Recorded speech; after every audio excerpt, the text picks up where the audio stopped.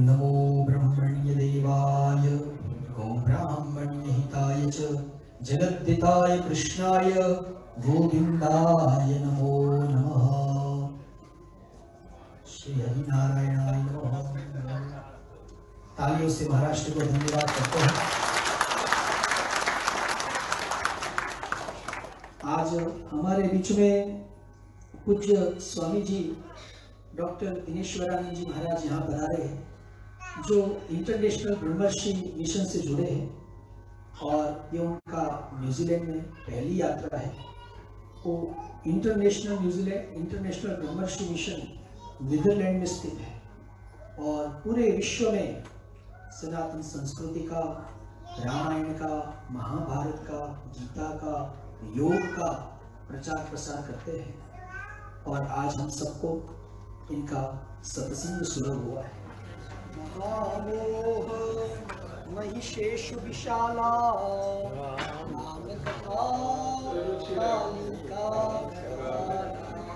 श्री रामायण महाराज जी नमः। इतिहास पुराणाय नमः। सदग्रंथाय नमः। बोलिए श्री रामायण महाराज जी।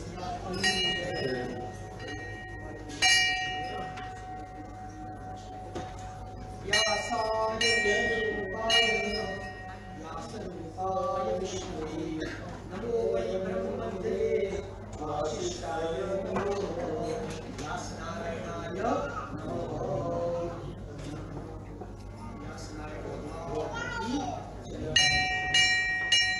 आइए हम सभी जिस प्रभु श्री राम के पावन नाम का अमृत में पान किया है, उसी नाम को हृदय में धारण करते हुए थोड़ी देर के लिए आंखें बंद करते हुए अपने अंतःकरण में, अपने हृदय में प्रभु श्री राम, माँ जगज्जननी पराम्बा जगदम्बा सीता, भैया भरत शत्रुघ्न सहित संकट मोचन हनुमान जी महाराज को हृदय में धारण करते हुए उनको देखें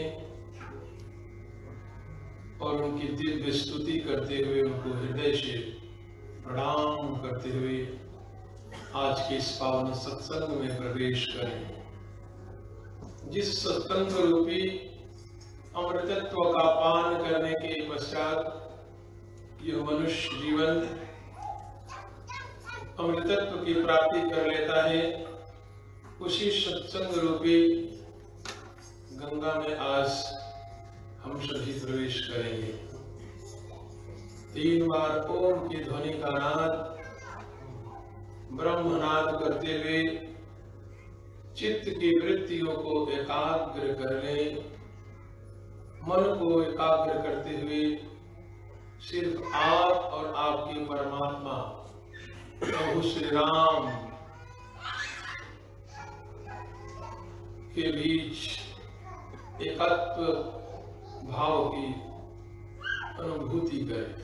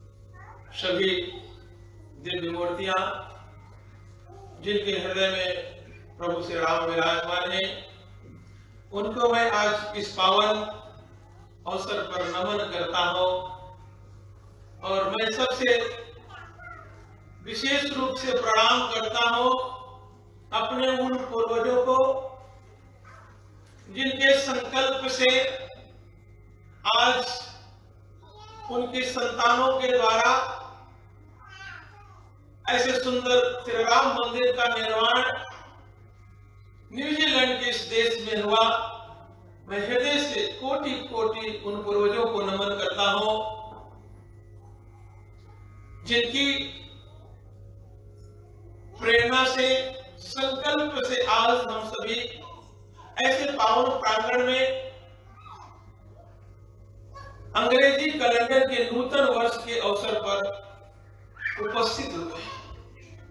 देखिए कितना बड़ा सौभाग्य है कि आज के दिन लोग कितने तो घरों में सो रहे हैं, कितने तो लोग कल रात में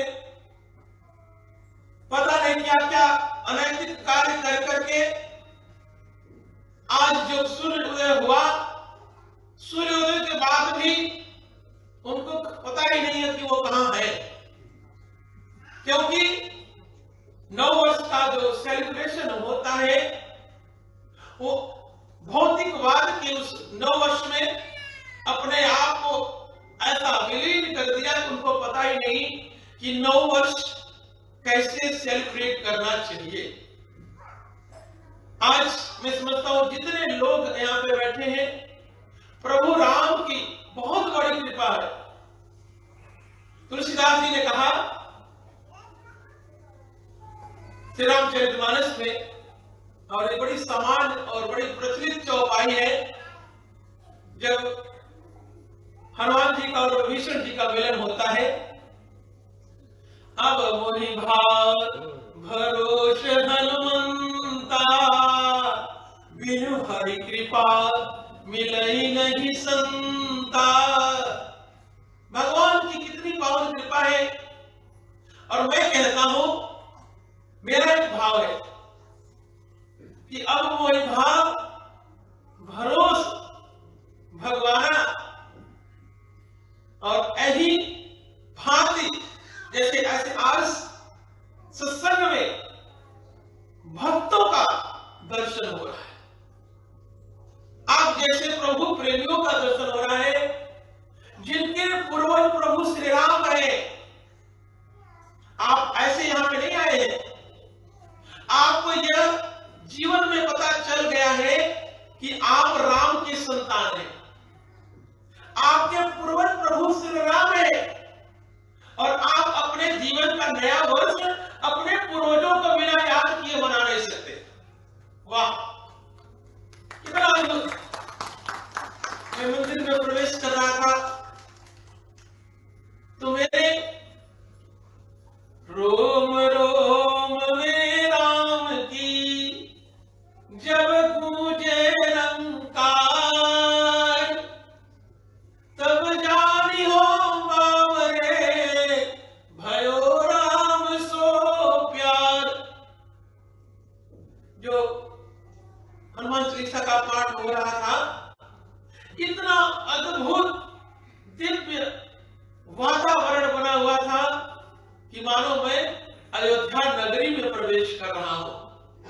ऐसे नगरी में, ऐसे पावन स्थान में प्रवेश कर रहा हूं जहां पे प्रभु श्री राम है और राम के वंशज, राम के भक्त, राम की संतानें हैं, जहां अपने मर्यादा प्रभु श्री राम को जप रहे हैं, उनको याद कर रहे हैं, जहां पे हनुमान जी के जीवन के साथ हम सभी जुड़ने का प्रयास कर रहे हैं।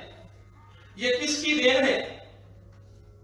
मुझे पता है हमारे पूर्वज पहले भारत से फिजी आए, और पूर्वज जब भारत से फिजी आए तो भारत से सोना चांदी लेकर नहीं आए, कोई धन संपत्ति लेकर के नहीं आए, और जहां से पूर्वज आए वहीं से मेरा शरीर भी वहीं से, उत्तर प्रदेश और बिहार के उस स्थान से, पूर्ण भूमि से इस शरीर को जन्म लेने का अवसर मिला। और अभी मैं पिछले सप्ताह फिजी में था। जितने दिन रहा, कोई ऐसा दिन नहीं रहा मेरा कि मैं अपने पूर्वजों को याद करके हृदय में ऐसा भाव आ रहा था, उनको बार बार मैं प्रणाम कर रहा था कि आज के लगभग 200 वर्ष पहले जो पूर्वज भारत से फिजी आए,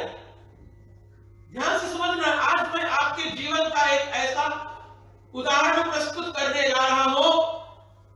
आपके जीवन का एक ऐसा पहचान प्रस्तुत करने जा रहा हूं जिनको आपको नहीं, आपके सारी पीढ़ियों को अपने जीवन का आधार बनाते हुए भूलना नहीं। जब हमारे पूर्वज आज के 200 वर्ष पूर्व भारत से इतनी यातनाएं, कष्ट, पीड़ा सहते हुए जब फिजी पहुंचे होंगे, 1 महीने में नहीं, 2 महीने में नहीं, कई महीनों में पहुंचे होंगे। जरा कल्पना करना।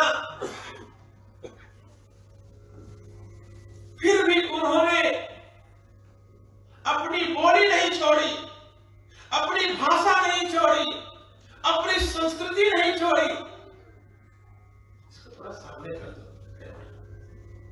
तो अपनी बोली नहीं छोड़ी, अपनी भाषा नहीं छोड़ी और अपने परिवार के, अपने बड़ों के, अपने पूर्वजों के संस्कार नहीं छोड़े। और वही संस्कार आज 1 जनवरी को आप लोगों को हनुमान चालीसा करा। वही संस्कार आपके जीवन में राम की प्रेरणा देते हुए आज प्रभु श्री राम के चरणों में बैठने के लिए मजबूर कर। आप प्रभु श्री राम के बिना कोई सेलिब्रेशन नहीं कर सकते। कर सकते हो? नहीं।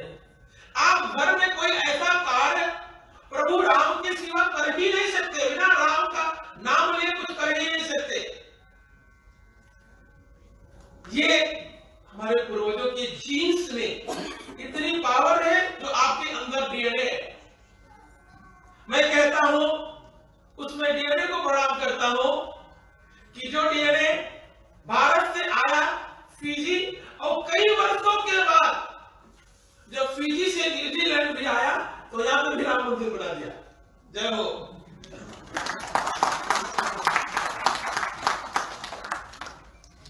कितना अद्भुत ये भगवान राम की कृपा है, ये प्रभु की कृपा है, ये प्रभु के आशीर्वाद का परिणाम है। जीवन में आजकल लोग कहते हैं कि बहुत दुख है, बहुत पीड़ा है, बहुत कष्ट है। पता है क्यों होता है? जब आप प्रभु राम से दूर हो जाते हो, जिनके जीवन में हनुमान जी नहीं है, तब उनके जीवन में भूत प्रेत पिशाच आते हैं। मैं बड़े अनुभव के साथ लोगों से कहता हूं, जो लोग कहते हैं ना, कुछ लोग कि हाँ मेरे ऊपर कोई भूत चढ़ गया है, कोई प्रेत बाधा है। हाँ, ध्यान से सुनना, हम राम को मानने वाले हैं, राम को पूजने वाले हैं। हमारे पूर्वज राम है, हमारे हृदय में प्रभु श्री राम निवास करते हैं। कैसे? हनुमान जी जो लंका में प्रवेश कर रहे थे, जब लंकनी को एक घूसा मारा, मुझिका मार महाकविहनी रुधिर मत धरनी धर्मरी, पुलिस संभार उठी सो लंका विनय जोरी। हाथ जोड़ करके कहा प्रसंगा, अब राम नहीं ब्रह्म वर्दीना, चलत ग्रंथ कहा वो तीना, विकल हो चिते कवि के मारे, तब जानस निष्ठर संघारे। और कहते हैं प्रवसी नगर की जय सब काजा, हृदय राखी कौशलपुर राजा।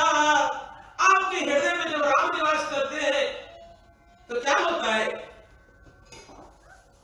भूत पिशाच निकट नहीं आए। अभी हमने पाठ किया, भूत पिशाच निकट नहीं आए।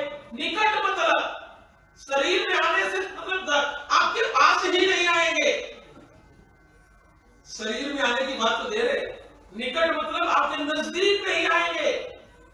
भूत पिशाच निकट नहीं आवे, महावीर जब नाम सुनावे। किसका नाम? राम का नाम। ये समझने की आवश्यकता है, जब आपके जीवन में राम का नाम नहीं होगा, आपका ये शरीर राम के बिना हो जाएगा।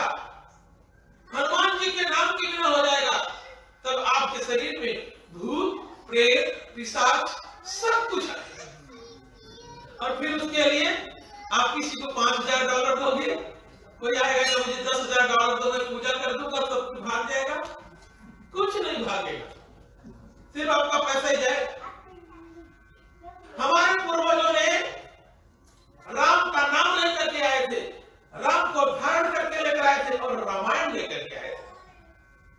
और आज मैं मॉरिशस गया, वहां 522 रामायण मंडलियन है, और मैंने एक बार योजना बनाई और पूरे देश में मैं 6 महीने रुका, क्योंकि रामायण तो मेरा प्राण है, राम जी तो मेरे आत्मा है। मैंने जब वहां के रामायण मंडलियों को गायन देखा तो मैं पूरे 6 महीने मॉरिशस में रहा, और मैंने सोचा है कि अब कुछ दिन में आकर के फिजी में भी रहूंगा, और वहां के लोगों को राम के प्रति, रामायण के प्रति जो मैंने भाव देखा, उस भाव में राम को मैंने महसूस किया, और उसी भाव में जीवन का आनंद है। आप सभी तो जीवन में आनंद चाहते हो ना, सुख चाहते हो ना। कोई ऐसा व्यक्ति यहां नहीं बैठा है जो अपने जीवन में सुख न चाहता हो, जो अपने जीवन में आनंद न चाहता हो। और आपको पता है सुख और आनंद कहां से मिलेगा?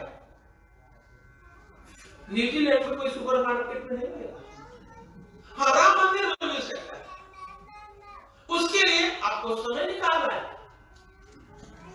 आज नववर्ष के दिन आप सभी पूजा अर्चना कर रहे हो, पाठ कर रहे हो, पाठ श्रवण कर रहे हो, और ये संकल्प सिर्फ आज के दिन की नहीं कि मैंने नए वर्ष में कर दिया, मेरा पूरा साल बढ़िया होगा। नहीं, आपको राम को अपने जीवन का आधार बनाना। अब प्रभु कृपा करहु एहि भांति, सब तजी भजन करहु दिन राति। ऐसा भावना चाहिए। जब भी समय मिले परमात्मा को हृदय में देखिए। रामायण को सिर्फ पढ़ते न रहिएगा, रामायण को अपने जीवन में उतारिए। रामायण की संस्कृति का सबसे बड़ा आदर्श प्रभु श्री राम प्रस्तुत करते हैं जब वन में जाते हैं। यह प्रसंग आप सभी के जीवन से संबंधित है, ध्यान से समझना।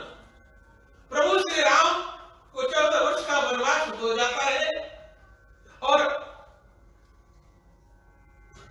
वनवासी के वेश में जंगल की ओर जब प्रस्थान करते हैं तो सबसे पहले प्रयागराज के तट पर भरद्वाजी का आश्रम आता है। रामायण में पढ़ते हैं, और भरद्वाज जी के आश्रम में जब पहुंचते हैं तो आपके जीवन की एक बहुत बड़ा आदर्श प्रभु श्री राम प्रस्तुत करते हैं। मनुष्य जीवन के एक बहुत बड़ा आदर्श, जीवन की एक प्रेरणा प्रभु श्री राम प्रस्तुत करते हैं। क्या कहते हैं? नाथ कहिए हम के ही मग जाही।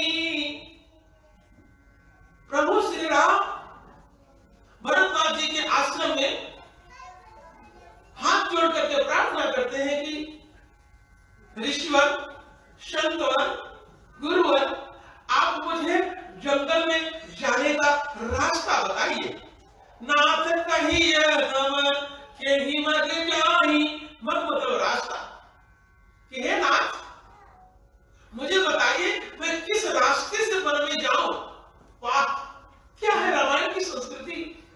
तो मर्यादा पुरुषोत्तम प्रभु राम जो परब्रह्म परमात्मा के स्वयं अवतार है, लेकिन वो भी एक मर्यादा का आदर्श प्रस्तुत करते हुए कि संतों के पास जाकर के हाथ जोड़ करके हमें जीवन का रास्ता पूछना है।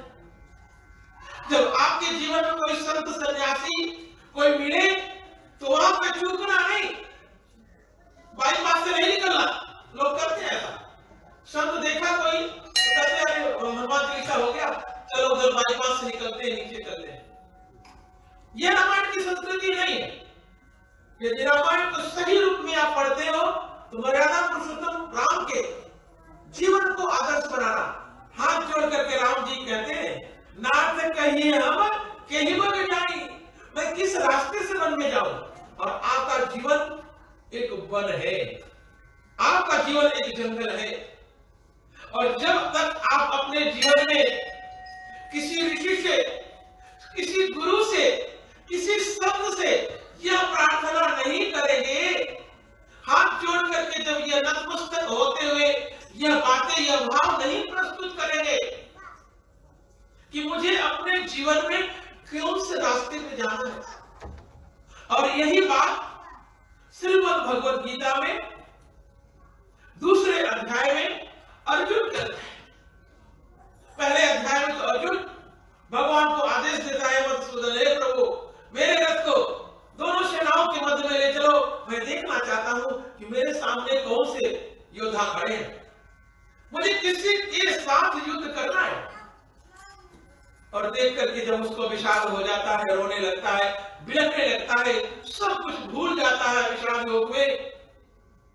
लेकिन उसको इतना सजग है अर्जुन, अर्जुन दुखी हो जाता है, रोने लगता है, बिलखने लगता है, लेकिन उसकी बुद्धि काम करती है।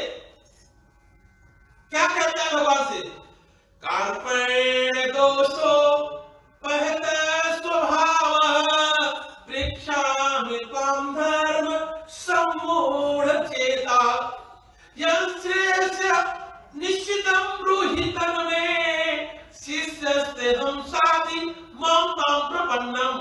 से वही बात अर्जुन भी भगवान से कहता है कि हे प्रभु मैं आपका शिष्य हूं, मैं आपका दास हूं, अब मुझे शिष्य के रूप में स्वीकार करके मेरे जीवन का मार्गदर्शन करें। ये दोनों बातें रामायण में और गीता में, श्रीमद् भगवद गीता में सेम आती है, जहां से आपके जीवन का प्रारंभ होता है। और आप भक्ति करना चाहते हो ना, आप भक्ति करते हो ना, आपको पता है कि बिना भक्ति के आपके जीवन का कल्याण नहीं होगा। तो भक्ति का प्रथम सोपान क्या है, प्रथम भक्ति तन कर संगा। भक्ति का पहला चरण संतों का संग करना होता है, संतों के सानिध्य में बैठना होता है, सत्संग करना होता है। और आज तो राम की बहुत बड़ी कृपा है कि आपको वैदिक काल के ऋषि परंपरा से, ब्रह्मर्षियों की परंपरा से जिनको ये अभिधान प्राप्त हुआ है, उनके सानिध्य में, उनके साथ बैठकर के सत्संग मिल रहा है। क्योंकि जब सत्संग मिलेगा तो क्या होगा, बिनु सत्संग विवेक न होई, राम कृपा बिनु सुलभ न सोई। आज ये प्रत्यक्ष राम की कृपा मिल रही है आपको, और मुझे भी, आपको ही नहीं, मैं आपको नहीं मानता, मैं आपके साथ मुझे भी मैं मानता हूं कि जिस दिन मुझे हमारे परम श्रद्धेय आत्मीय भिन्न जगदीश मेहरा जी ने मुझे बताया कि स्वामी जी आपका 1 तारीख को नए वर्ष में राम मंदिर में सत्संग निश्चित हो गया। सच में मैं इतना आह्लादित हुआ, क्योंकि राम मंदिर के बारे में हमारे आचार्य रमणीक भाई से मैं बहुत अच्छी तरह से सुना हूं। और आचार्य रमणीक भाई देवे जी मेरे आत्मा भिन्न बड़े सन्निकट रहने वाले मेरे मित्र के रूप में है, आचार्य के रूप में है। हम संन्यास परंपरा में, लेकिन वो भी एक वैरागी की तरह जीवन जीते हैं। और अभी कुछ सप्ताह पूर्व यहाँ से होकर के गए हैं, और प्रतिदिन हमारा संचार के माध्यम से होता रहता है। पिछले साल जब हमारे पास नीदरलैंड वो आए थे, तो उन्होंने बड़ा फिजी के बारे में और यहाँ के लोगों के बारे में जो बातें कही थी, मैं आज उसका प्रत्यक्ष उदाहरण देख रहा हूं। वो कहते थे कि स्वामी जी, यदि आपको सही में भक्तों की श्रेणी में कुछ ऐसे लोगों के साथ बैठना है, सत्संग करना है, जो सही में राम को अपने जीवन का आधार बनाए हुए, तो आप फिजी जरूर जाना। और फिजी के लोगों ने जो राम मंदिर बनाया है, वहां पे जरूर जाना। और मेरा सिर्फ 2 दिन का प्रवास आउकलैंड में है। कल जा रहा हूं, लेकिन 2 दिन के प्रवास में आज नए वर्ष के इस नूतन समय में प्रभु राम की जो मुझे कृपा मिल रही है, आप लोगों के साथ बैठ करके कुछ राम के चरित्र को कहने और सुनने का अवसर मिल रहा है। तुलसीदास जी ने कहा, कहई सुनहि अनुमोदन करहि। जो कहता है और सुनता है, ऐसा पावन अवसर प्राप्त जो हो रहा है, ये मैं समझता हूं कि भगवान राम की बहुत बड़ी कृपा का प्रसाद है। यहाँ के मंदिर की जो एनर्जी है, यहाँ का जो एक ऑरा है, यहाँ की जो दिव्यता है, मैं इसमें राम के रंगकार को महसूस कर रहा हूं। मेरा तो अंतःकरण इतना आनंदित हो रहा है कि मैं बार बार अपने पूर्वजों को ही प्रणाम कर रहा हूं कि धन्य है वो जिनकी प्रेरणा से, जिनके संकल्प से आज ऐसा सुंदर प्रभु के दरबार का प्रांगण बना है। और मैं समझता हूं आप लोग भी इसी दरबार के साथ ऐसे जुड़े रहिए। अपने जीवन में क्या करना है, 2 मिनट में वादा करके आपको मैं अपनी वाणी को विराम दूंगा। कैसे जीवन जीना है, जब भी आपका समय मिले, जब भी आपके जीवन में समय मिले, भगवान के समीप आकर के बैठ जाइए।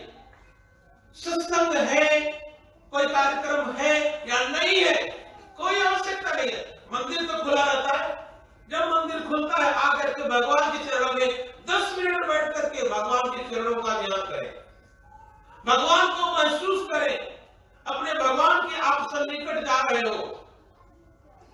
आपको एक यहां से दिव्य एनर्जी मिलेगी, एक ऐसी ऊर्जा मिलेगी और प्रभु श्री राम का साथ मिलेगा। क्योंकि यहां पे जिस वैदिक मंत्रों से, कर्मकांड की जिस विधा से यहाँ पे मूर्ति प्रतिष्ठा की गई है, प्राण प्रतिष्ठा की गई है, इसमें एक अद्भुत शक्ति होती है।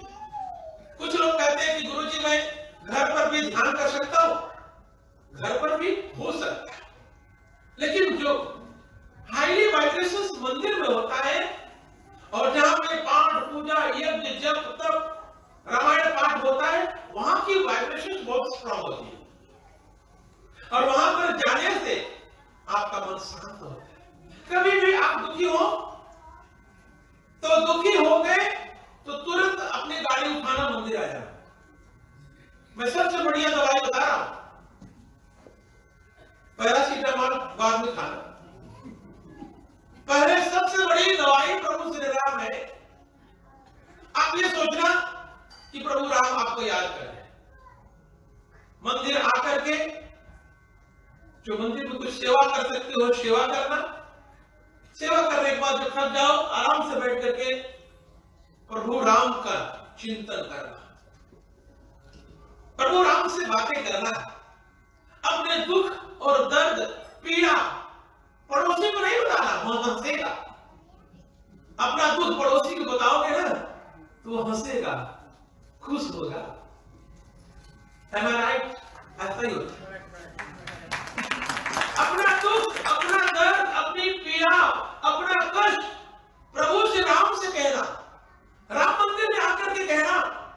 मैं पूरे विश्वास के साथ कहता हूं, जिस दिन से प्रक्रिया आपने प्रारंभ कर दी, आपके जीवन में एक नई चेतना आएगी, आपके जीवन में एक जागृति आएगी। आप संसार के लोगों के साथ नहीं रोना है, यदि रोना भी है, यहां तो रोना ही नहीं है वैसे, क्योंकि सच्चिदानंद है, ये परमात्मा सच्चिदानंद है। इनके पास सिर्फ आनंद ही आनंद है, इनके पास दुख नहीं है। क्या सोचते परमात्मा पर दुख है? कोई बता सकता है? परमात्मा के पास तो दुख है ही नहीं। दुख कहां है? दुख हमारे विचारों में, दुख हमारे सोच में, दुख हमारे कर्म में है। क्योंकि कर्म प्रधान विश्व करी राखा, जो जस करई तो तस फल चाखा। जैसा करोगे वैसा फल मिलेगा। आप सोचोगे कि भगवान दुनिया का सबसे बड़ा दुख मुझे दे रहा है, ऐसा कभी नहीं सोचना। दुख आए तो प्रभु राम के चरणों में आकर के ऐसे झोली फैलाकर डाल देना, कि लो भगवान जो दिया है सब आपका है और आप मुझे अपना आनंद रूपी प्रसाद दीजिए। मैं कहता हूं वो दुख ज्यादा देर आपके पास नहीं रहेगा। जब राम मंदिर की तरफ गाड़ी उठाकर चलोगे तो पहले गाड़ी में से कुछ भाग जाएगा। ये जीवन का रहस्य है, यही जीवन की मूल धारा है और मनुष्य यही गलती करता है। जब दुखी होता है तो झगड़ा करता है, लड़ाई करता है, ऐसे बहुत प्रकार के कार्य करता है, अकेले में रहने की कोशिश करता है। ऐसा नहीं करना है। सबसे बड़ी दवाई प्रभु श्री राम है, हमारे दीनानाथ है, करुणा निधान है। हमारे पूर्वजों ने ये हमें सिखाया है। वो लाल कपड़े में लेकर के सबसे बड़ी दवाई भारत से जो आए थे वो रामायण लेकर के आए थे। दिन भर खेतों में गर्मी में धूप में काम करते थे, लेकिन शाम को लेकर के रामायण बैठते थे, रामायण का पाठ करते थे। और आज उन्हीं की देन है कि हमारी फिजी में एक नई पहचान बनी हुई है। आज इस न्यूजीलैंड में आप लोगों की एक पहचान बनी हुई है। आज मेरे अंदर भी एक आप लोगों के प्रति हृदय में, हृदय की गहराई में जो प्रेम, जो स्वभाव का आनंद की अनुभूति, आपके प्रति श्रद्धा की उत्पत्ति हो रही है, वो एक बहुत अपने आप में अद्भुत है। मैं समझता हूं इस परंपरा को, इस संस्कार को नहीं छोड़ना है। प्रतिदिन कुछ समय निकाल करके अपने बच्चों को रामायण की छोटी छोटी कहानियां सुनाना, अपने बच्चों को समझ जरूर देना। जितने भी माता पिता यहाँ बैठे, सबसे मेरा 9 वर्ष पे निवेदन है कि आपको बिजनेस व्यापार में चाहे जितना में समय लगाओ, यदि आपके पास संतान है तो उनके साथ प्रतिदिन 10 से 15 मिनट बैठ करके उनको रामायण की कहानियां जरूर सुनाना, उनके रामायण के बारे में बताना, अपने पंच देवताओं के बारे में अवश्य बताना है कि ये प्रभु श्री राम के वंश में हमारे पंच देवता हैं। ये गणेश जी हैं, ये भगवान सूर्य हैं, ये भगवान विष्णु हैं, ये विष्णु के ही स्वरूप प्रभु श्री राम है, ये भगवान कृष्ण है, ये मां भगवती दुर्गा है, ये देवादिदेव महादेव है। जब आप इन पंच देवताओं की उपासना बता देंगे तब आपके बच्चे किसी पीर पर, किसी मजार पर, किसी फकीर के पास नहीं जाएंगे, वो प्रभु राम की शरण में आएंगे। और आपके संतान यदि आपके पूर्वजों की पूजा न करके किसी दूसरे फकीर के पास जाते हैं, किसी मजार को पूजने जाते हैं, उसी दिन से आपके कुल में सबसे बड़ा कुल दोष उत्पन्न हो जाता है। कुल दोष होता है कुल के देवताओं से। जब आप कुल के देवता को नहीं पूजेंगे, कुल के देवता प्रभु श्री राम है, कुल के देवता आपके हनुमान जी है, कुल के देवता भगवान शंकर है, ये पंच देवता हम सभी के कुल के देवता है। यदि हम घर में इन पांचों के सिवा किसी और की मूर्ति रख देते हैं, किसी और देवी देवता के पूजने लगते हैं, उसी दिन से आपके कुल में बहुत बड़ा दोष उत्पन्न हो जाता है। आपको पंच देवताओं के अलग किसी को पूजने की आवश्यकता नहीं। भैया राम से बड़ी शक्ति किसी के पास है, हनुमान जी से बड़ी किसी के पास शक्ति है, मैं समझता हूं किसी के पास नहीं है। भगवान शंकर के पास जो ब्रह्मांड नायक है, इस सृष्टि के आदि करता है, सृष्टि की उत्पत्ति करता है, सृष्टि के संहार करता है, उनसे बड़ी शक्ति किसी के पास है नहीं। ये हमारे ऋषियों की देन है, हमारे पूर्वजों की देन है, ये उनकी रियलाइजेशन है। हमें इस पे गौरव करना है और हमें इसी धारा में जीवन जीना है। इसी धारा में जीवन जीते हुए प्रभु श्री राम को अपने हृदय में धारण करना है। आज नए वर्ष में आप लोगों के लिए बहुत बहुत अनंत अनंत मंगल कामना।